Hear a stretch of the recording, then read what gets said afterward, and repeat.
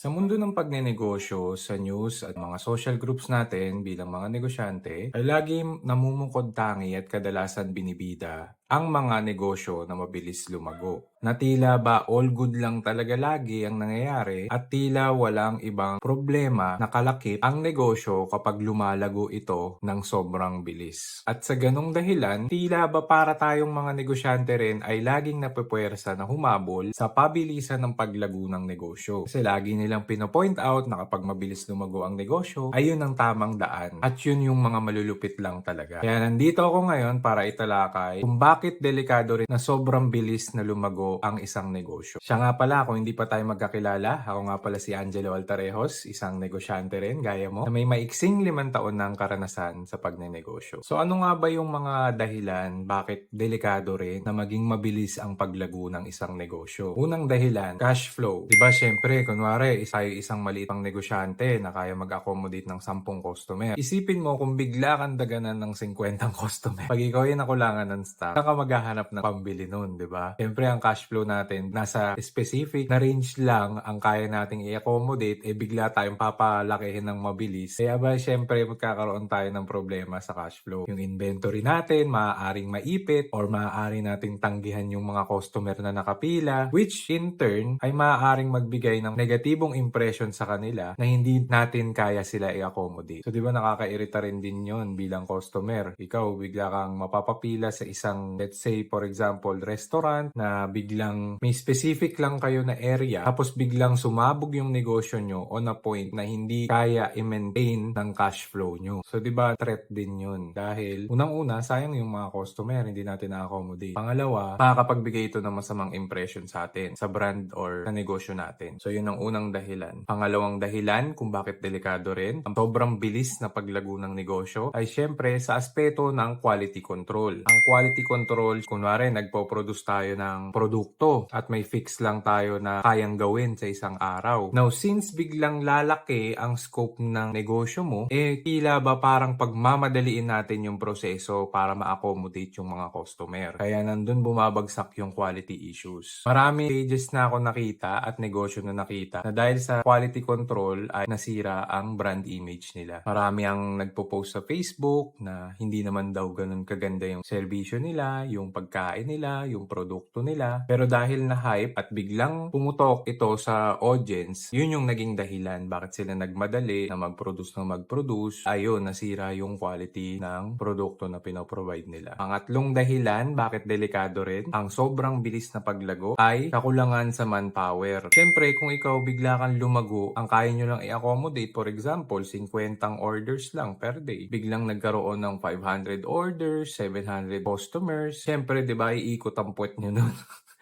At makukulangan ka ng tao para suportahan yung mga customer. So, isa rin yan sa mga dahilan or makakasira sa brand, tindahan or negosyo dahil sa sobrang bilis ng paglago, walan na ito ng suporta pagdating sa manpower. Hindi naman din ganun kabilis mag-hire ng tao, diba? Pag ikaw ay dumadami ang tao mo, syempre kailangan mo rin ng management. Ang management, hindi rin basta-basta na i-implement yan. Hindi siya mabilis asikasuhin. May mga manager tayo na maaaring makalusot na hindi ganun ka-knowledgeable sa paghahawak ng tao, maaaring mag-cause ng problema sa mga katrabaho niya, na maaaring hindi niya ma-manage ng tama rin yung mga katim niya. Ang mangyayari is magkakaroon tayo ng issue sa mga empleyado. So yun ang pangatlong dahilan bakit delikado na sobrang bilis lumaki ang isang negosyo. Pang-apat, issue sa customer service. Ngayon, since ikaw biglang nag-explode yung orders ng shop mo or ng store nyo, ng tindahan nyo, maaari ka ring magkaroon ng issue when it comes sa customer service. Siyempre, hindi 100%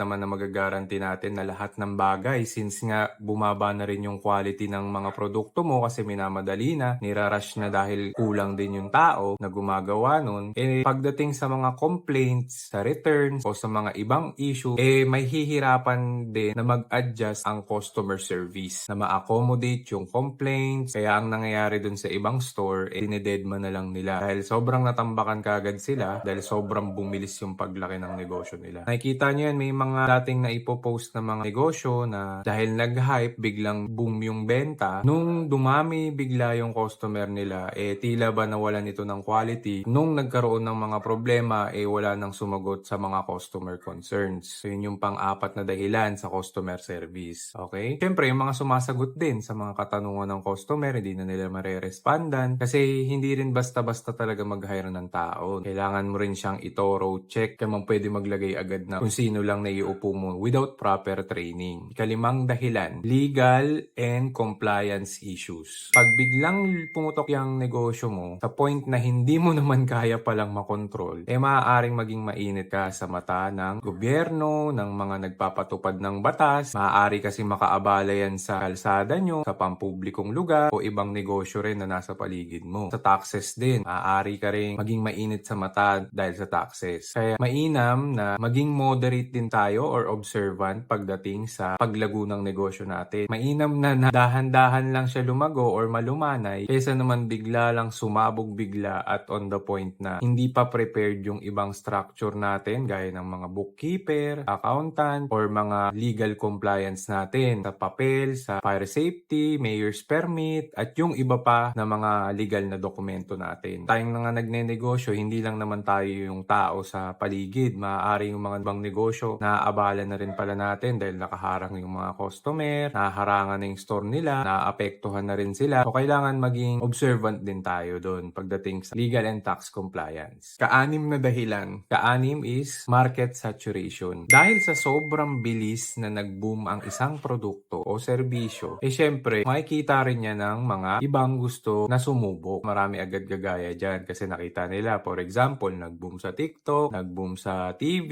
na-feature sa television, sa balita. Natural talaga na maraming gagaya agad. Pansinin niyo yung mga samgyupsalan, yung mga, ano ba yung mga nag-boom pa ngayon na iba? Na tila ba parang kabuti na lang na nagsilabasan at pare-parehas ang produkto? So yun yung isang dahilan, market saturation. Ngayon, pag dumami kayo ng sobra, ang mangyayari niyan ay ang tinatawag nating price war. Siyempre, pababaan na yan para makuha kung kanino yung market, kung kanino sila magsaserve. Ngayon, sa price war, dun tayo lugi kasi wala talagang panalo ang price war. Lahat kayo ay magpapababaan na lang hanggang sa punto na wala na kayong kikitain pare-parehas. And at the same time, marami kang overhead expense na hindi mo naman pwede lang ipatong dahil nga alam natin ang behavior ng ibang mga katulad natin na tindahan, tatalunin ka na lang through price war. Yun yung hinahanap nilang shortcut. Okay? So, ikapitong dahilan bakit delikado ang mabilis na paglago ng negosyo, ang operational complexity. Yun nga, gaya na nabanggit ko kanina, pag dumami yung tao natin, dumami yung customer natin, dumami yung inquiries natin, ay kailangan natin lagay ng mga tao. Babalik tayo dun sa lack of manpower, di ba? Hindi naman basta-basta rin mag-hire bilang isang maliit kang negosyo na bigla kang i-scale ng basta-basta. Kung ang operational nyo lang ay nasa 5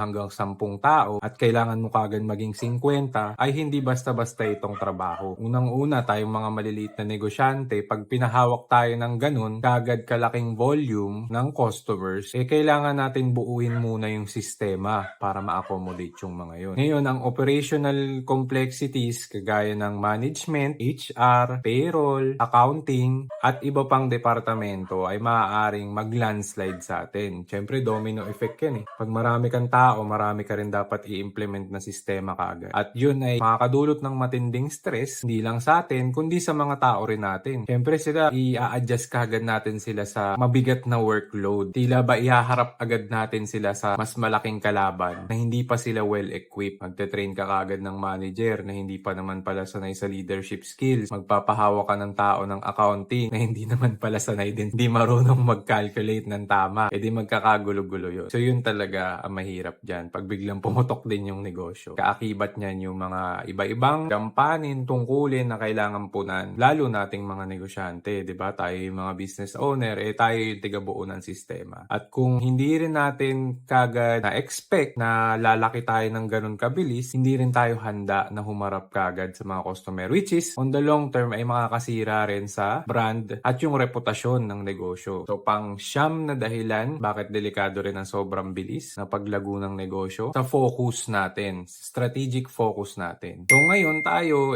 bigla tayong sinabugan ng maraming customer. Wala naman sa operational capacity capacity natin, iikot ang focus natin, madidistract tayo, mawiwindang tayo sa iba-ibang bagay na biglang magsusulputan na problema. At yung mga maliliit na problema na yun, pag nagsama-sama yun lahat, para bang magiging landslide sa atin at nagiging domino effect. Kasi di ba, magkaroon ka na ng problema sa manpower, nagkaroon ka pa ng problema sa quality, nagkaroon ka ng problema sa cash flow, nagkaroon ka ng problema sa customer service, complexity mo sa management, siya rin talaga magiging dahilan para mawala rin yung momentum ng negosyo mo, di ba? Sira agad yung pangalan niya sa mga customer. Tapos may mga nanggagaya rin kagad dun sa negosyo mo, which on turn will implement a much better strategy. Di maaaring masalo nila o maaaring mapunta nga lang sa price war. Kasi kung dadami rin kayo kagad, di ang hirap din naman nun. Ang hirap ng laban sa mga customer. So yun lang. Ilan sa mga key points or puntos na naisip ko bigla. Bakit delikado rin ang sobrang bilis na paglago ng negosyo? So bakit ko ba ito sinishare? Well, naisip ko lang kasi tayong mga negosyante laging napupwersa na makipaghabulan sa pabilisan ng paglaki. Hindi naman general or universal sa lahat ang sobrang bilis na paglaki ng negosyo. Unang-una nga yung mga paliwanag, yung mga puntos na binigay ko. Tila ba parang ang basihan na lang lagi sa negosyo ay dapat, or isa sa pinaka-basihan lang gaano ba kabilis lumaki ang negosyo, which also provides danger hindi lang sa operation, hindi lang sa negosyo. Kahit sa atin, may strain tayo sa stress, madadaganan tayo ng mga problema, at yung mga tao rin natin ay maaaring mag-suffer. Pati yung mga customer, syempre, nawawalan kayo ng quality, nawawalan kayo ng manpower, magagalit yun yung mga tao, di ba? Tayo bilang mga tao rin naman, meron din tayong sapat na capacity lang. Meron tayong oras para magtrabaho, oras para magpahinga rin, at oras para kumain, at mga ibang activities pa na gusto nating gawin. So, kung biglaan din talaga ang pagsabog ng negosyo mo, maaaring makapag-produce yan ng domino effect na problema. Kaya sinishare ko rin to, at least para maging aware tayo na if ever mangyari yun, ayun yung mga complexities na pwedeng harapin natin. So, sa manpower, sa funding, sa management, sa atin, sa psychological and physical well-being natin, sa mga tao rin natin. Nais ko lang sana maging aware sa lahat, hindi porket sobrang bilis ay maganda rin para sa negosyo.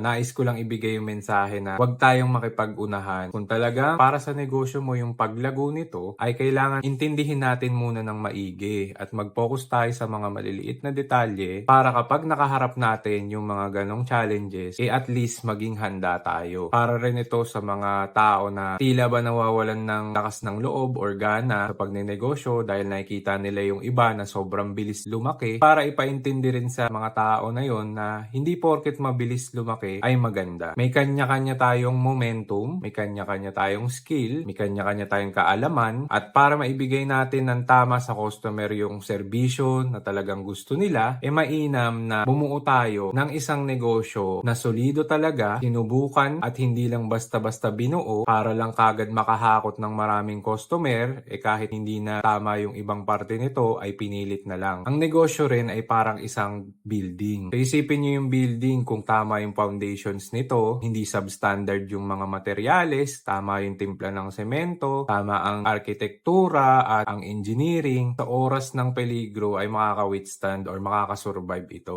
So ganyan din ang negosyo. Kung ang negosyo mo substandard or kulang-kulang ka sa ibang parte ng sistema, huwag tayo agad ma-pressure na lumaki. Hindi pa natin nakikita yung mga iba-ibang detalye, ay pinipilit na kagad natin itong pausbungin to the point na marami tayong ibang sinasakripisyong bagay. Yung mga diba, yung mga nag-i-invest din, diba? Isa rin yan sa mga kailangan makarinig nito. Hindi porket mabilis dumami yung branch, okay na yun. May mga franchising dyan na sadyang minarket lang kagad dahil may malaking pangangailangan yung mga owners nun or mga co-owners. Lagi nating intindihin na kailangan bago mo ipa-franchise ang isang negosyo, maayos ang pundasyon nito at talagang kumikita ito. Hindi lang para mapuwersa na nasabi na franchise, okay na agad yun. Diba? Kapag ka substandard ang ginawa mong negosyo, at some point in time, mapapakita ng panahon at ng mga customer kung ano talaga yung katatagan nito. Sa mga pinakamasamang senaryo, maaaring tayo bilang mga negosyante ay masira ang reputasyon sa pangalan mismo. Pinyo mas mahabang panahon ulit ang gugugulin mo kasi sira na yung pangalan mo. Maaaring marami kang utang sa bangko or marami kang kinuha na funding sa ibang tao, 'di ba? Biglang nag-collapse dahil sa pagmamadali nating magpalaki agad. Hindi natin na-monitor pa yung iba-ibang aspeto. Kumbaga sa prutas, pinahinog ng pilit. Kaya yun lang yung gusto ko sanang i-share bakit ko ginawa yung video na 'to. Para rin hindi rin mawalan ng gana sa pagnenegosyo yung ibang tao. Na hindi porket nasa steady ang growth ng negosyo mo ay hindi yan gumagana. Nasa tamang momentum ka, basta binubuo mo ang sistema mo, masaya ang customer mo at binabalik at balik-balikan ka at namamanage mo ng tama. Namamanage mo ng tama yung mga tao, namamanage mo ng tama yung operation nyo, namamanage mo ng maayos yung pag-promote mo ng mga tao. Okay ang lumaki, meron ding delikado sa mga bagay na sobrang bilis lumaki. So, yun lang yung ilang puntos ko sa kung bakit ko i-share tong video na to. Kung nakapulutan nyo ng aral, like and comment ka lang dyan. Share nyo na rin yung video kung nakatulong to sa inyo para sa ibang interesado sa ganitong topic. Follow nyo na rin ako para updated kayo lagi sa mga videos ko. Nais ko lang iwanan yung mensahe na kahit mabagal ang paglago ng negosyo, as long as tuloy-tuloy tayo na tumatrabaho dito, ay nasa tamang landas pa rin tayo. So yun lang muna sa episode na to ngayon. Ako nga pala ulit si Angelo Altarejos. Salamat sa panonood at kita-kits tayo sa susunod ha. Bye!